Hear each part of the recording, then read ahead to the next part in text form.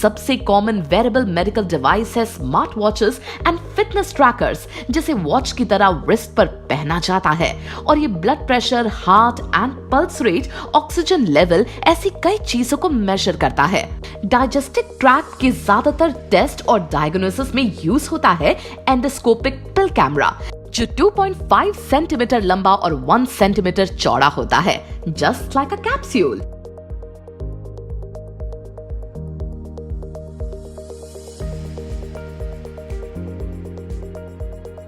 आज तेजी से बदलती टेक्नोलॉजी ने दुनिया के हर सेक्टर को एम्पावर किया है।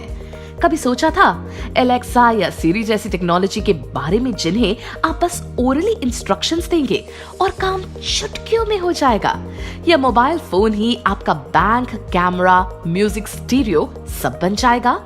डोर से लेकर कार्स सब ऑटोमेटिक होंगे? नहीं ना। मॉडर्न टेक्नोलॉजी ने मेडिकल इंडस्ट्री को भी पूरी तरह से ट्रांसफॉर्म कर दिया है। आर्टिफिशियल इंटेलिजेंस से डिजीजेस को डायग्नोज और ट्रीट करना बहुत सिंपल हो गया है और पर्सनल लेवल पर भी ये मेडिकल डिवाइसेस बहुत हेल्पफुल होती हैं। जानना चाहते हैं कि कौन कौन सी है ये डिवाइसेस और कैसे बदल गई है इनसे हमारी डे टू डे लाइफ? तो देर किस बात की, शुरू करते हैं माइंड वॉर्स एनसाइक्लोपीडिया फटाफट और जानते हैं क्या है मेडटेक।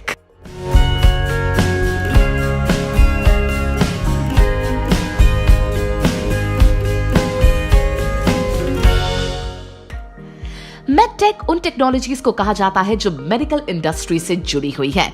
इन टेक्नोलॉजीज का यूज करके डॉक्टर्स पेशेंट्स की बीमारी का अर्ली डायग्नोसिस कर उससे बेटर ट्रीटमेंट देते हैं। सिर्फ डॉक्टर्स ही नहीं, आम लोग भी इन मेडिकल डिवाइसेस और फिटनेस एप्स को यूज करके बहुत कुछ मेजर कर पाते हैं। ये डिवाइसेस अच्छी हेल्थ और फिटनेस को अचीव करने में हेल्प करती है।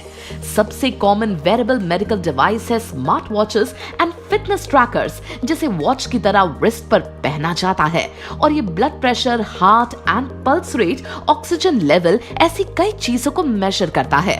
कुछ वेरेबल डिवाइसेस तो ऐसी हैं जो मसल्स के मूवमेंट को भी ट्रैक करती है।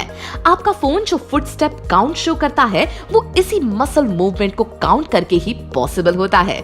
ऐसी ही कुछ डिवाइसेस ब्रेन एक्टिविटीज को भी रीड एंड मेजर करती है। साइंटिस्ट ऐसी डिवाइसेस बनाने में लगे हैं जिनसे हम एक हेल्दी लॉन्ग लाइफ स्पेंड कर सके और डॉक्टर्स का काम भी इजी हो सके। आज आंखों में होने वाली कैटरैक्ट सर्जरी बस कुछ ही घंटों में हो जाती है और पेशेंट सेम डे घर भी आ जाता है। ये पॉसिबल हुआ लेजर सर्जरी की वजह से, जिसे हाईटेक लेजर सिस्टम से परफॉर्म किया जाता है। ना डॉक्टर कोई कट लगाता है, ना ही स्टिचेस आते हैं। पर पहले ऐसा नहीं था।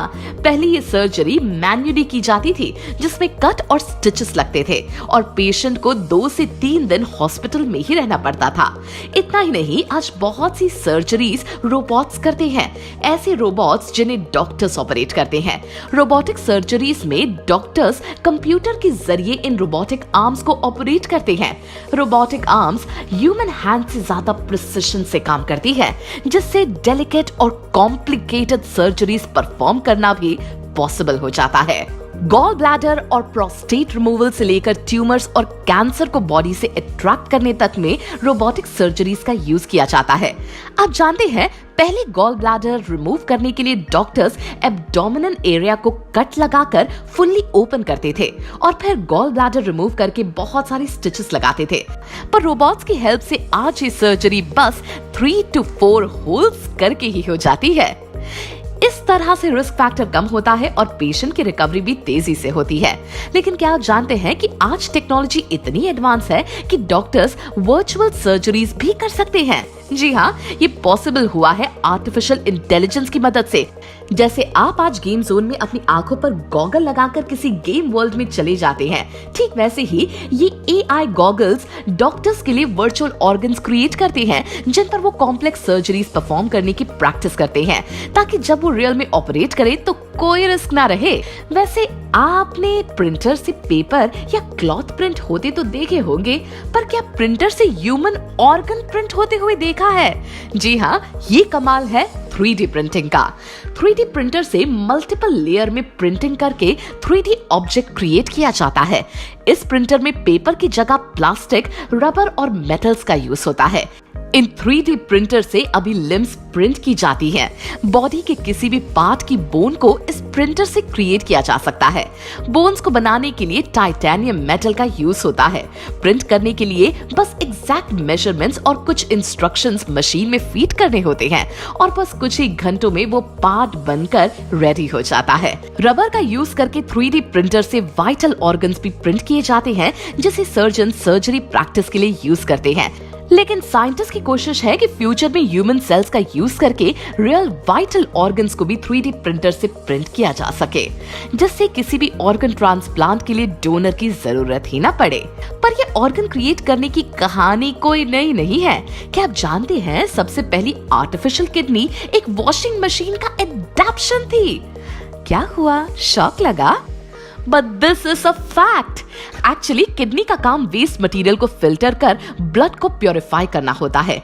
अगर किडनी इस काम करना बंद कर दे तो आदमी बीमार पड़ जाता है और उसे डायलिसिस करवानी पड़ती है।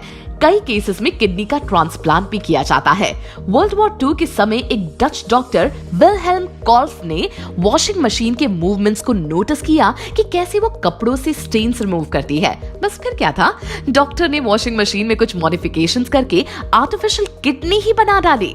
इस मशीन का काम ब्लड से इम्प्योरिटीज को क्लीन करना था। पेशेंट्स के लिए ये मशीन एक किडनी की तरह ही काम करती है। That is amazing, ना? मेडिकल इंडस्ट्री में माइक्रो और नैनो टेक्नोलॉजी से भी एक रेवोल्यूशन आया है। बड़े बड़े इंस्ट्रूमेंट्स बहुत छोटे हो गए, जो आसानी से ह्यूमन बॉडी के अंदर नेचुरल या क्रिएटेड होल्स के जरिए ट्रैवल कर सकते हैं और अंदर हो रही गड़बड़ियों का पता लगा सकते हैं। डाइजेस्टिव ट्रैक्ट के ज्यादातर टेस्ट और डायग्नोसिस में यूज होता है एंडोस्कोपिक पिल कैमरा, जो 2.5 सेंटीमीटर लंबा और 1 सेंटीमीटर चौड़ा होता है, जस्ट लाइक अ कैप्सूल। मुंह से इसे स्वॉलो करने पर ये ट्रैक में ट्रैवल करता है और पिक्चर्स क्लिक करता है, जिसका आउटपुट डॉक्टर्स कंप्यूटर पर देख सकते हैं। इस तरह से ट्रैक में किसी भी तरह की प्रॉब्लम को पकड़ने में ये पिल कैमरा बहुत हेल्पफुल होता है। Fantastic, right? लेकिन फ्यूचर में मशीन पर ह्यूमन की डिपेंडेंसी और भी बढ़ने वाली है। साइंटिस्ट ह्यूमन ब्रेन और मशीन्स को कनेक्ट करने का प्लान कर रहे हैं और एक्सपेक्ट कर रहे हैं कि कंप्यूटर्स ह्यूमन ब्रेन को और भी स्मार्ट बना देगा।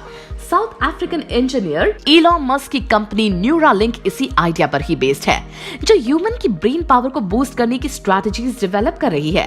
पर अभी बहुत से लोग इसे पॉसिबल नहीं मानते हैं, क्योंकि ह्यूमन ब्रेन एक बहुत ही कॉम्प्लेक्स ऑर्गन है। लेकिन फ्यूचर में क्या हो, यू नेवर नो। इसके अलावा मेडिकल फ्रेटर्निटी के कुछ साइंटिस्ट और डॉक्टर्स ये भी कोशिश कर रहे हैं कि बीमारियों को होने ही ना दिया जाए। New vaccines and medicines develop करना और लोगों को हेल्थ के लिए अवेयर करना ही इनका एम है।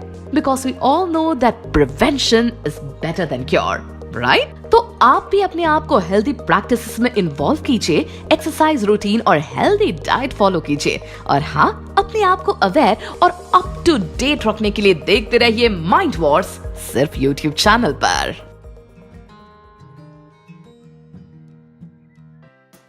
जल्दी से प्ले स्टोर पर जाकर माइंड वॉर्स का नया ऐप डाउनलोड कीजिए। खेलिए बहुत सारे quizzes which bridge the gap between studies and your buddies, और पाओ गेम्स खेलते खेलते स्टडी करने का मजा। So what are you waiting for? Download the app now. Hey guys, want to be the first to know of the videos on the Mind Wars YouTube channel? Hit subscribe and click the bell icon. And remember, knowledge increases when you share it. So like, share and tell your friends about the video.